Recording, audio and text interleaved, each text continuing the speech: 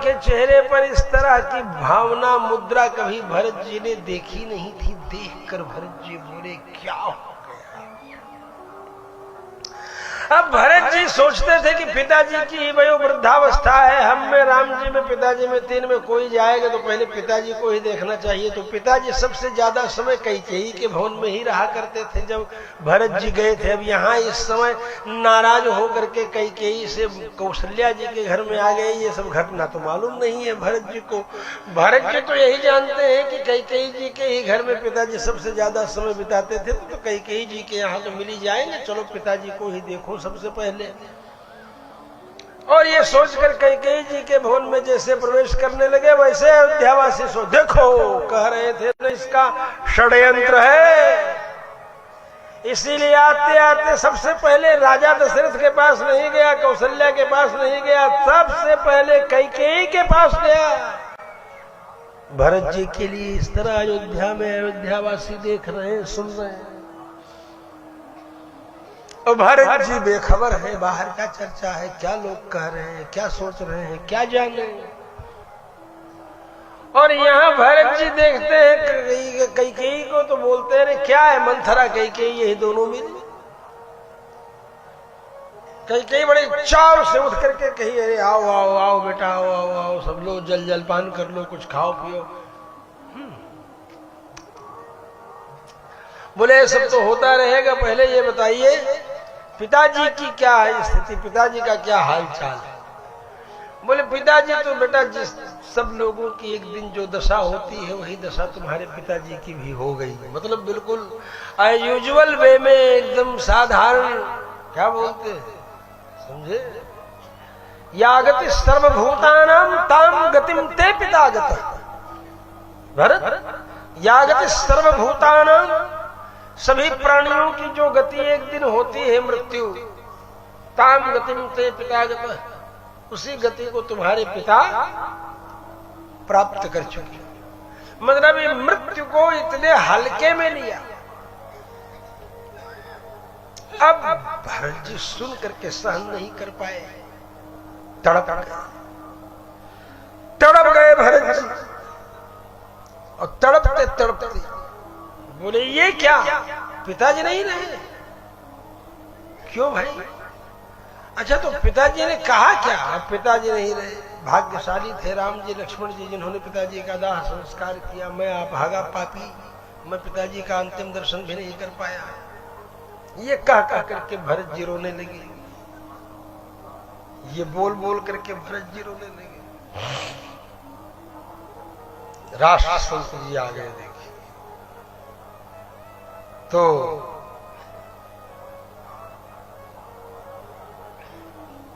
बहुत ही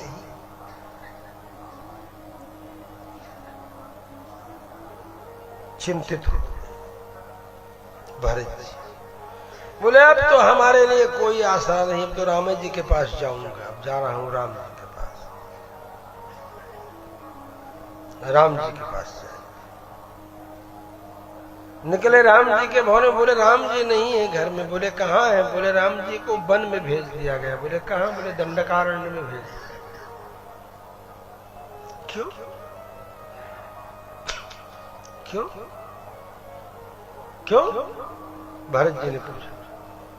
कच्चिन्न ब्राह्मण धनम हृतम तेन महात्मना। कहीं किसी ब्राह्मण का धन तो राम जी ने नहीं छीन लिया? मतलब राजा दशरथ जी के शासनकाल में अगर कोई ब्राह्मण का धन छीन लेता है, ले लेता है, तो उसको देश से निकाल दिया जाता। समझे? वही बात बोलते हैं। कैकेयी जी कहती है राम जी के पक्ष में, अरे राम जी दूसरे का धन क्यों लेंगे, वो तो देना ही जानते हैं, लेना जानते ही नहीं। दद्यान्न प्रतिगृह्णीयात् सत्यम ब्रूयान्न चानृतम। वो देना ही जानते हैं, लेना जानते ही नहीं है। सत्य ही बोलना जानते हैं, झूठ बोलना जानते ही।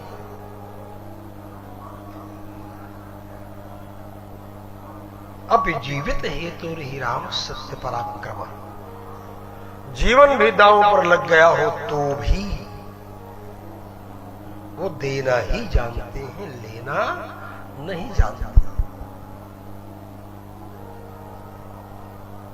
ऐसी उनकी आदत है। ऐसे श्री राम, ऐसे भगवान श्री राम। दद्यान न प्रतिगृहणीया। अब तो हम तो क्यों भाई वन में भेज दिया? भरत जी पूछते हैं। बोले इसलिए कि वो राम जी को युवराज बना रहे थे दशरथ जी, तो मैंने सोचा कि हमारा भरत जो है युवराज बनेगा, तो तुमको युवराज बनाने के लिए मैंने वरदान मांग लिया और 14 वर्ष के लिए उनको वन में भेजने के लिए, वन में रहने का वरदान मांगा। अब ये सुन करके भरत जी झल्लाए। भरत जी ने कहा, पापी जननी, तू जननी भाई, मैं क्या कहूं, तू मेरी मां कैसे बन गई? सकामाम न करिष्यामि त्वामहं पुत्र गर्भिणी। कहते हैं भरत जी कि मैं तुमको सकाम नहीं करूंगा, मैं तुम्हारा संकल्प नहीं पूरा होने दूंगा, मैं कभी युवराज नहीं बनूंगा, मैं राम जी को लेकर के आऊंगा, लौटा करके राम जी राजा।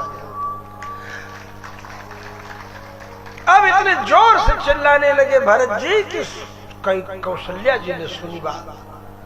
अब कौशल्या जी से कौशल्या ने सुना, गरज रहे थे सिंह की तरह।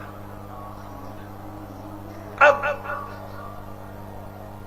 कौशल्या जी सुन करके बोलती है, आगतः क्रूरकार्याया कैकेय्या भरत सुतः तमहं दृष्टुमिच्छामि भरतं दीर्घदर्शिनम्।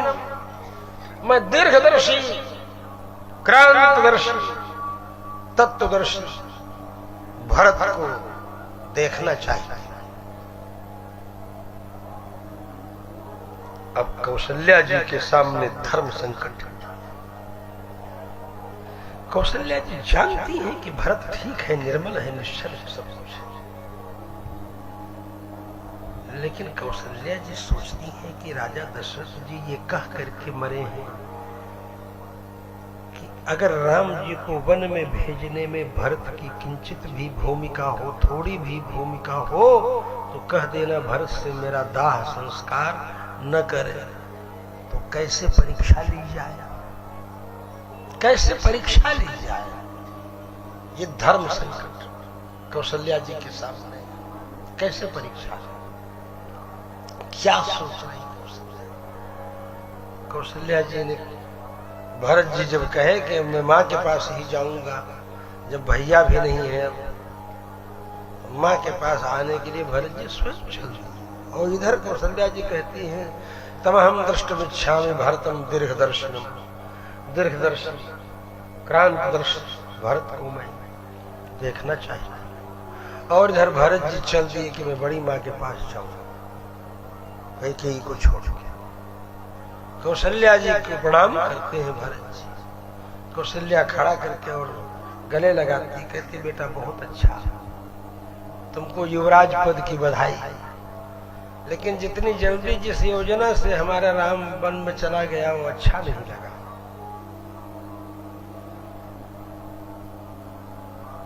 कौशल्या जी के ये शब्द सुनकर भरत जी ने कहा, मां अगर मेरी जानकारी में राम जीवन में गए हो तो गाय को मारने से जो नरक होता है वो नरक हमको हो जाए।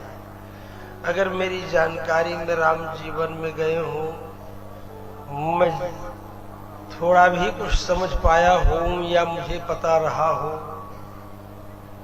तो पिता की आज्ञा का उल्लंघन करने वाले पापी को जो नरक मिलता है वो नरक हमें मिले। अगर मेरी जानकारी में राम जीवन में गए हो तो शास्त्रों का अध्ययन करके भुला देने के बाद जो पाप होता है, उस पाप से जो नरक होता है वह नरक मुझे मिले। अगर मेरी जानकारी में राम जीवन में गए हो, मेरी भूमिका रही हो वन में भेजने में किसी भी प्रकार की, तो गुरु की हत्या करने का जो पाप होता है, उस पाप से जो नरक होता है, उस नरक में हमारा निवास होता है। इतनी कसमें खाएं कि कौशल्या जी घबरा गई, बेटा बस करो बस करो बस करो। अब कौशल्या जी को निर्णय हो गया कि भरत राजा दशरथ जी का दाह संस्कार करने का योग्यतम पात्र है। क्यों? क्योंकि दशरथ जी ने कहा था, कह देना भरत से कि मेरा दाह मत करे, अगर उसकी कोई भूमिका हो। इसलिए मां कौशल्या ने ऐसा शब्द कह दिया भरत कि युवराज पद की बधाई, लेकिन जो रास्ता चुना गया वो अच्छा नहीं था। मेरे पुत्र को जिस तरह वन में भेज युवराज पद प्राप्त किया, भरत जी को तो पता भी नहीं था भरत जी का क्या दोष। लेकिन कौशल्या के सामने भी धर्म संकट था। पति दशरथ जी ने कहा था कि भरत की अगर कोई सहमति रही हो राम जी को वन में भेजने के षड्यंत्र में, तो कह देना दाह न करे हमारा। लेकिन भरत जी की विडंबना तो भरत जी की विडंबना है।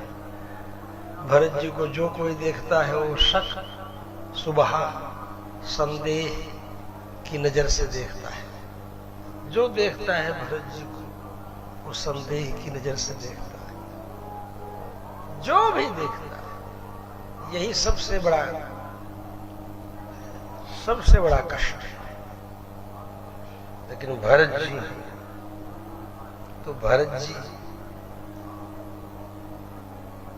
पिताजी का स्मरण करके रो दे, विलपते। दशरथ जी का स्मरण करके रो दे। इधर वशिष्ठ जी समझाते हैं, कहते नहीं, दाह संस्कार करने के पहले रोना नहीं चाहिए। दाह संस्कार कर लीजिएगा, उसके बाद खूब रोइएगा। शास्त्र में लिखा है, दाह संस्कार करने के पहले जो रोता है व्यक्ति, जो नाक से निकलता है, जो आंख से निकलता है, वो सब उस मृत व्यक्ति को खाना पड़ता है। मरे हुए व्यक्ति को वही खाना पड़ता है। इसलिए जब तक दाह न हो जाए तब तक रोना नहीं चाहिए, रोक करके रखना चाहिए। कहां से रोकेगा, लेकिन बने उतना रोकना चाहिए, धैर्य धारण करके। और दाह संस्कार के बाद जितना रोया जाता है उतना ही उसे सुख, हर्ष मिलता है।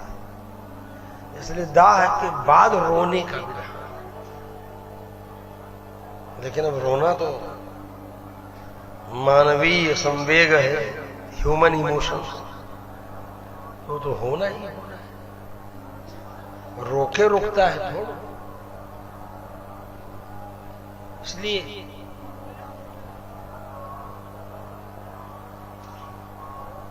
दशरथ जी का दाह करने के लिए भरत जी को समझाते हैं वशिष्ठ जी। और भरत जी दशरथ जी को तैल द्रोणी से निकालते हैं। पुनश्च अभिषेक आदि होता है। दिव्य मलयागिर चंदन चर्चित करते हैं।